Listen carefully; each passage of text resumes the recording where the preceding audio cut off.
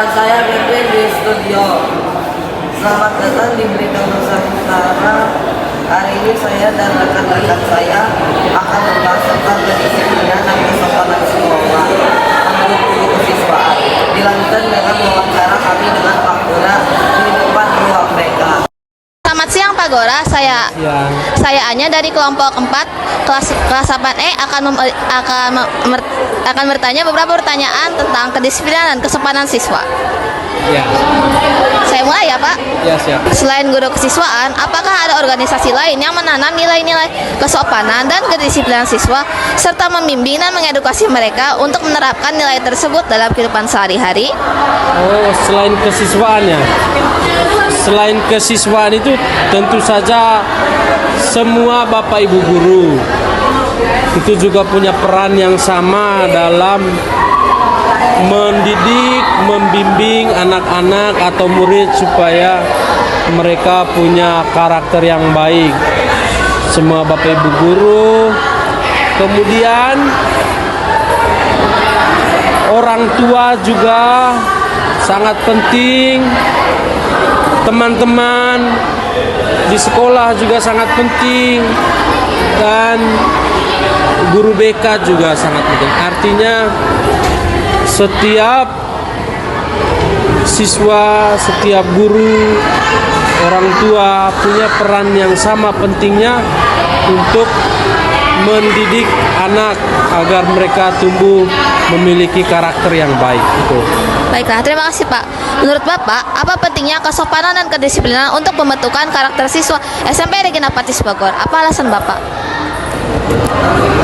Ya, pentingnya karakter itu sebagai hal yang paling utama dan mungkin pertama ya di SMP Regina Pacis sebagai sekolah Katolik, karena karakter yang baik itu adalah modal yang sangat penting bagi setiap orang supaya orang itu dapat tumbuh dengan baik juga, dapat menjalin hubungan yang baik dengan orang lain, dan lebih penting dari itu adalah supaya siswa itu punya bekal hidup yang baik di masa depan. Terima kasih atas pendapatnya Pak. Apa yang membuat siswa SMP Regina Pacis Bogor disiplin dan sopan kepada teman dan guru menurut Bapak? Menurut saya alasan yang membuat siswa-siswi itu punya sopan santun yang baik karena mereka mau dididik. Artinya mereka mau membuka diri untuk dididik sesuai dengan nilai-nilai CIPS yang ada di SMP Regina Pacis. Itu yang pertama.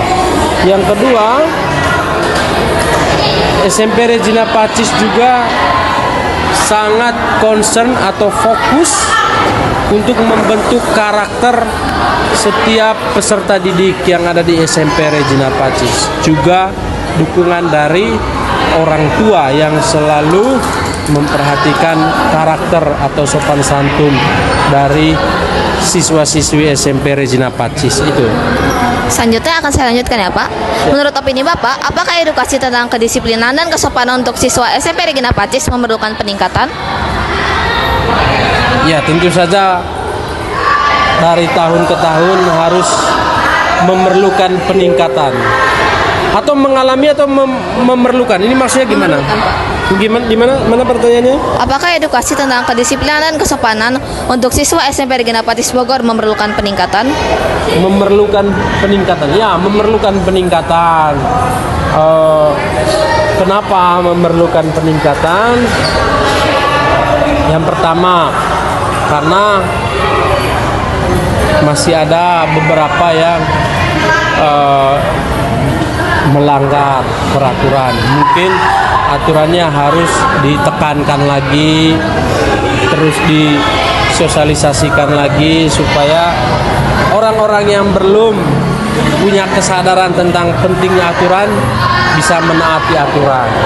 Kemudian yang kedua, zaman terus berubah, maka perlu ada penyesuaian juga terhadap aturan-aturan. Biar aturan-aturannya itu tetap relate atau sesuai dengan perkembangan zaman. Begitu ya Pak. Ya. Nah ini pertanyaan terakhir. Dalam jenjang waktu Bapak bekerja di SMP Regina Pacis, apakah Bapak pernah bertemu anak yang tidak memiliki sopan santun? Jika iya, seberapa parah kasus tersebut? Kalau tidak memiliki sopan santun sama sekali itu nggak pernah ya. Hampir semua anak RP itu memiliki sopan santun. Sopan santun terhadap bapak ibu guru dan terhadap teman-teman. Kalau nggak sopan sama sekali belum ada sih. Itu. Terima kasih atas jawabannya Pak Gora, saya ucapkan terima kasih. Ya, sama-sama. Nah begitulah ada pendapat dari salah satu narasumber kami, dilanjutkan oleh Clarissa di dalam keuangan BK. Selamat pagi Bu Okta, nama saya Clarissa dan hari ini saya akan menanyakan beberapa pertanyaan kepada Ibu. Pertanyaan pertama, dalam waktu kedepannya, apakah nanti ada diadakan edukasi atau pembimbingan seperti seminar mengenai kedisiplinan dan kesopanan untuk siswa?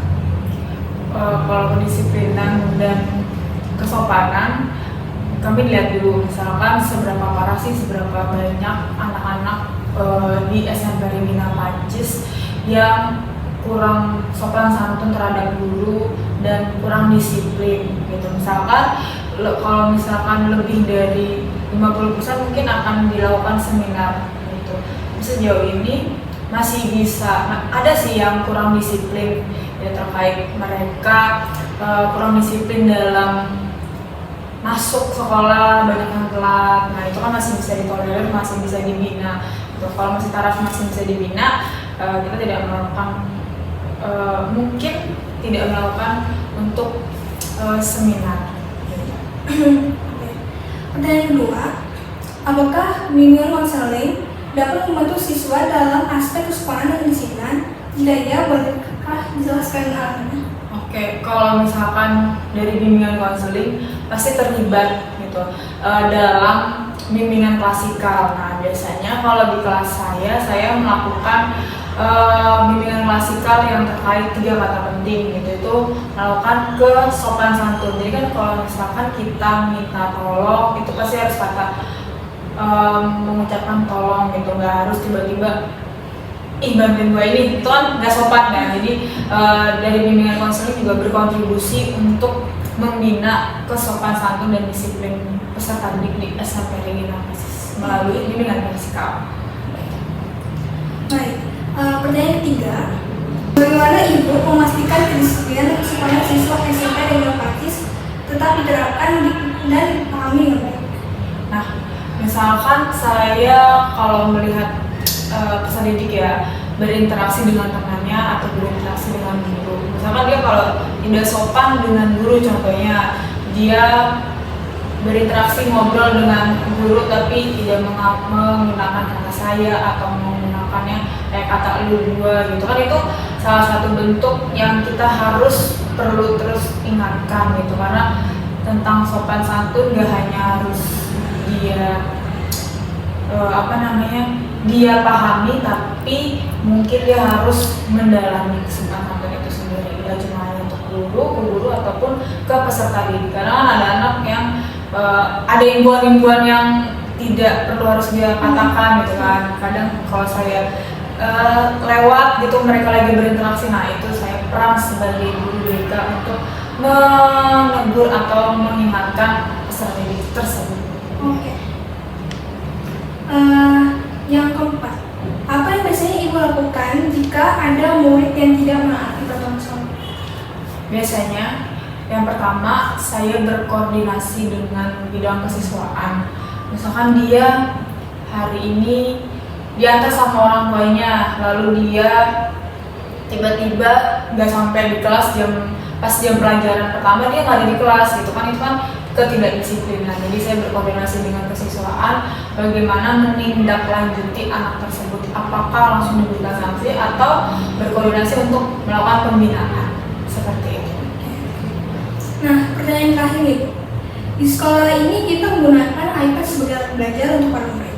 Maka dari itu, bagaimana Ibu memanajemen penggunaan alat belajar atau iPad agar murid itu tetap bisa mengoperasikan alat belajar mereka tanpa distraksi dan mengganggu istirahat? Oke, yang pertama pada saat saya masuk kelas, ini di pelajaran saya. Pada saat saya masuk kelas, itu saya mengkondisikan anak-anaknya dulu. Misalkan saya belajar atau saya sedang mengajar, itu tidak menggunakan alat belajar. Alat belajarnya itu disimpan di dalam lemari. Itu. Nah, kalau misalkan saya menggunakan alat belajar, jadi ada namanya, kan kita dipasang MGM ya. Terus ada beberapa aplikasi yang bisa kita kontrol. Misalkan kita hanya butuh bagian Word-nya aja, atau kita hanya butuh bagian Safari-nya aja. Jadi bisa munculkan dua aplikasi tersebut. Jadi bisa memanajemennya tanpa distraksi. Itu bisa disimpan terlebih dahulu, atau kita mengontrol aplikasi apa yang bisa digunakan oleh peserta didik untuk mengerjakan tugas seperti itu. Baik Bu, terima kasih ya Bu sudah memberikan peluang Ibu. Demikian pertanyaan saya, terima kasih Bu. Ya, sama-sama Pak. Pendapat Buokat dilanjutkan oleh Justin. Seperti saya jatuh di Kampuchea dari kelas 4. Ingin mewawancara Bapak mengenai kesempatan kedisiplinan bekerja di SMP Negeri. Baik, silakan.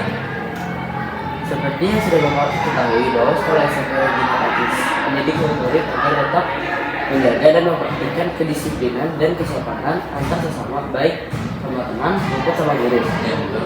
Menurut pendapat Bapak, apakah sudah ada perubahan yang signifikan dari tahun sebelumnya? Apakah sudah ada peningkatan dalam menjaga mempraktikkan kesopanan dan kedisiplinan? Saya rasa semakin kesini sudah mulai membaik ya. Artinya ada hal yang bisa kita ambil pelajaran dari tahun sebelumnya, bahwa sekarang anak-anak sudah mulai bisa kita arahkan untuk bagaimana mereka bisa menjadi lebih baik lagi. Jadi sudah ada peningkatan. Apakah masih ada kasus-kasus pelanggaran kedisiplinan maupun kesopanan yang ditimbulkan dari murid? Jika ada, apa yang dilakukan para kesiswaan untuk memproses atau mencari jalan keluar pada masalah-masalah tersebut? Ya, saya lihat sih ya, memang belum sepenuhnya bisa tercapai tujuan kita ya. Memang masih ada pelanggaran-pelanggaran satu dua, tapi itulah proses ya. Kita instan, itu perlu proses. Dan ketika ada pelanggaran tentunya dari siswaan juga punya tahapannya ya. Mulai dari lisan, kemudian pemanggilan siswa, orang tua, sampai pemberian sanksi atau data-data yang memang harus kita sosialisasikan kepada anak-anak ketika mereka melanggar dan harus menerima konsekuensinya. Kemudian, seperti yang kita ketahui bahwa kedisiplinan dan kesopanan bukannya tentang mematuhi peraturan, tetapi mengenai pembentukan karakter. Bagaimana kesiswaan mendidik siswa agar memahami bahwa ini bukan tentang ketakutan akan disanksi atau dihukum, tetapi tentang kesadaran akan pentingnya kedisiplinan dan kesopanan dalam menuju kedewasaan. Ya, saya pikir terkait dengan disiplin ini kan sangat erat kaitannya dengan karakter masing-masing siswa ya.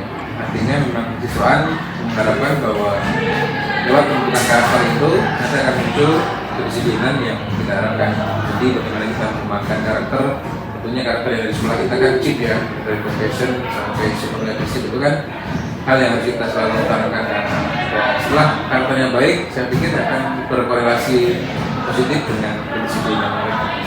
Tentunya dalam mendidik dan membimbing kedisiplinan dan kesopanan kepada siswa SMP Negeri Nopatris masih terdapat tantangan, terutama karena anak-anak sudah terpengaruh oleh kebudayaan dan pemikiran dari media sosial dan mungkin merubah kerangka berpikir dan perilaku siswa. Jadi bagaimana kesiswaan memastikan bahwa murid-murid SMP Negeri Nopatris tidak dibutakan oleh kerangka berpikir orang lain yang mungkin tidak baik bagi mereka? Ya, saya kira memang harus ada pengendalian diri dari masing-masing pribadi terlebih dahulu ya. Sekarang kan kita tidak memungkiri media sosial, masuk teknologi itu sangat berpengaruh besar ya. Ya, kesalahan mengharapkan bahwa memang yang pertama dari dalam diri kita masing-masing diri dulu, bagaimana kita menanamkan kedisiplinan kita, bagaimana kita komitmen kita, baru. Setelah itu kita bisa membangun kerjasama yang baik tentunya dengan sekolah. Apa harapan Bapak dan para siswa lainnya kepada para siswa SMP Negeri Nangkacis dalam menerapkan sikap kedisiplinan dan kesopanan ke depannya? Ya, harapannya anak-anak semakin menyadari ya bahwa penting sekali bahwa disiplin itu adalah kunci keberhasilan setiap orang ya. Lewat kedisiplinan itu, saya kira kita menyadari bahwa kita harus bisa membangun karakter yang baik sehingga disiplin itu bisa terwujud, karena hanya orang disiplin yang akan sukses. Baik, itu tadi pertanyaan-pertanyaan yang saya ingin tanyakan mengenai kedisiplinan dan kesopanan. Terima kasih atas pendapat. Terima kasih sama-sama. Demikian pendapat dari guru kesiswaan yang kami wawancarai. Dari sini kita tahu bahwa kesopanan dan kedisiplinan merupakan aspek penting di lingkungan sekolah. Sekian dari Berita Nusantara, kita bertemu lagi nanti.